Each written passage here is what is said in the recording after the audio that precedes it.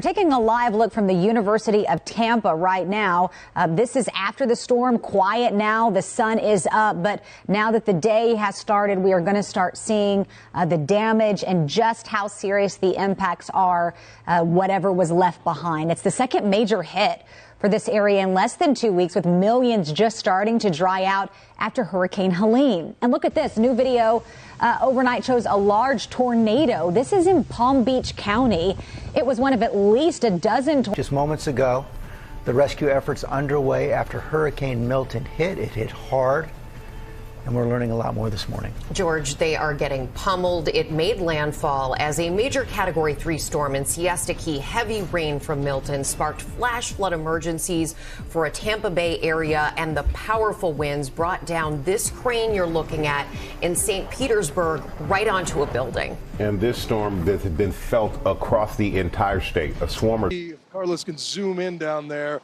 One of the 4 tower cranes downtown has collapsed in these winds. There's another one sort of right above us, so we're sort of keeping our distance.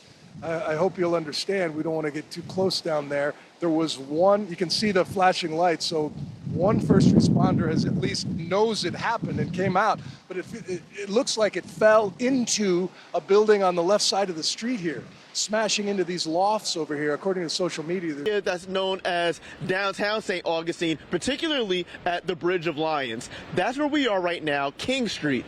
This is what it has been arguably the most extensive flooding of the morning that we've been out here since about 3 a.m. That flooding, particularly here, stretches at this intersection, and then it goes down into these 2 neighborhoods. The one interesting thing about all of this is we just spoke with a couple of people who live in St. Augustine, and they actually feel like they've been spared. They said that this kind of flooding is typical. This is what they prepared for. This is why that they put a lot of sandbags against their buildings. You can see Daytona still dealing with the heavy impact right there. This is the backside of the hurricane. Matt said they'll probably be dealing with it for about another hour right there. There are more than 3 million customers without power throughout the state of Florida.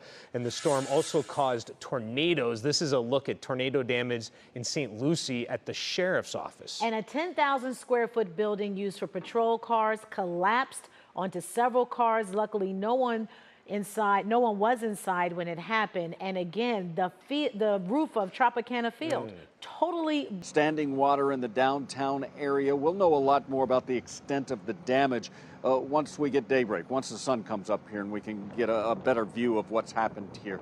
But again, as you talked about, more than 3 million people without power. You've got a system that spawned 24 tornadoes or more, one of those deadly on the East Coast. And here in Fort Myers, we know a tornado ripped the roof from a home, damaged several businesses as well.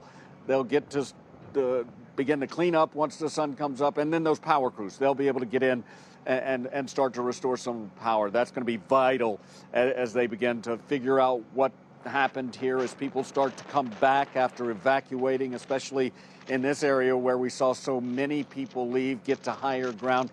Now they'll come